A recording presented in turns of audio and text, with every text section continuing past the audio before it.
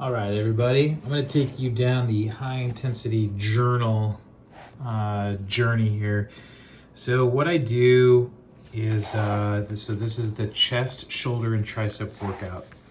And what you do is, you've got the exercise, and then this is done as a superset. And so that's what the exercise is written here, right? But then what's really important is in the margin, you write the date. So that way you can look at progressive overload, like progressive strength increases. So without these, without keeping a log like this, you really don't know if you're getting stronger. You're kind of just willy-nilly taking a guess. It's important to use the same exercises as consistently as you can with the same intensity, the same form, and keep as much as you can the same.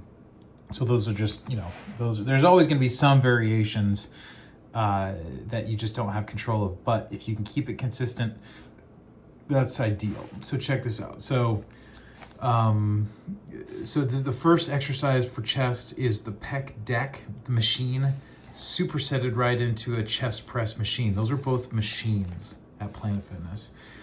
So you can see, this is back in January, okay?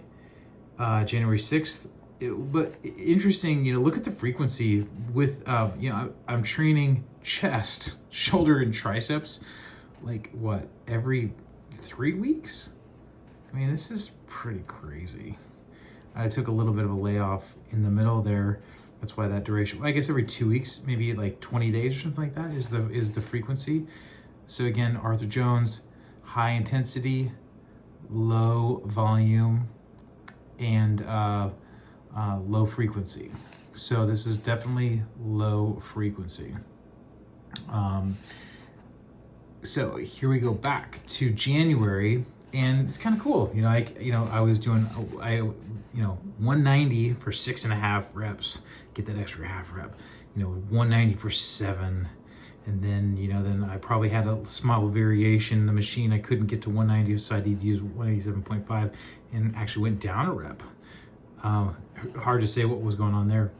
Then 190 for 7 again. And then I bumped it up to 200 for 7. And then just tonight was 190 for 8.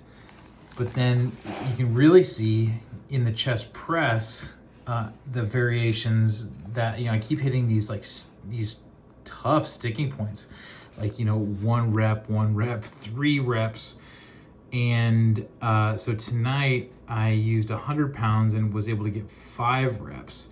So I don't know that I'm really gaining a whole lot there, except for the pec deck. I'm actually up 1 rep at 190. So gradually getting stronger, and at this sort of, I guess, I don't know if I would say advanced level, but just whatever the level I'm at where I have a fair amount of experience, this 1 rep increase, from 7 reps to 8 reps, as long as it stays consistent, if you look, all the way back to 6.5 reps, that does show promise of a strength increase. But over the course of, we're talking, 3-4 months here. So this is no joke, man. Progressive overload and strength increases happen so slowly.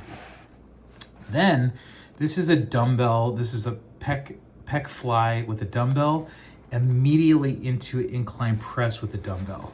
This is where I've actually gotten noticeably stronger. Whereas before, sorry, I'm a little shaky. Was using the 30s, for 10, and then the 30s, and then I immediately get, 3 reps on the press, 30 for 12, and then 3 reps on the press. And again, this is always to failure. I'm freaking failure here. But then, okay, fast forward, I got up to using the 35s, and I got 12 reps tonight. And then with 35s, 3 reps. So I might be using the 40s next time. And that's, like I said, it's not baby weight, man. That's serious stuff. Okay, then dumbbell laterals, which is also supersetted right into this shoulder press. dumbbell laterals are a kind of a weird exercise because 20s feel like they're so friggin' heavy, and this form gets so sloppy once you hit that sticking point and failure. So I don't know again that I've made a ton of progress, but it's such a sloppy exercise. You got to just take this with a grain of salt and hopefully see some increase over time. I'm always taking this to failure, but it's, you know, again, same thing. I'm like kind of at this weird sticking point with at 55, going immediately from the 20s right into this shoulder press. Again, this is a machine, okay? This is like, so dumbbell lateral raises immediately into a machine, like no rest. So what I need in my head next time, I need to be thinking, I really need to get like 7 reps, like really freaking push myself. And I already am pushing myself, but like mentally saying, dude, you gotta get that extra rep somehow, some way. And then, but this is cool. So the tricep push down going into seated dip. This is, I was freaking strong tonight. I went up to 85 pounds, got 7 reps, and then seated dip on 190 for 4 reps. So like, that's pretty cool. Like triceps, arms getting stronger, getting bigger. And then I have not been doing the rear delts. I remembered tonight to do my rear delts. I had 100 for 12 reps, and that was freaking failure. So I need to be tracking this better. So anyway, this is imperative that you have this kind of data. Otherwise, you know, when you go to the next workout, it's like, well, what am I gonna do? And are you getting stronger? And otherwise you're just screwing around. Like, well, I think I'll do this time. I think I'll do this time. And I know that some people train like that, and it works, as they say, it works for them. But Mike Mentzer had this very logical, systematic approach with a journal. So I hope this helps you, and hope it helps with your training. And incidentally, I do the same thing with like legs. What else we got here? I think I'll just kind of show you, like, here's where I'm at. This is my back and biceps.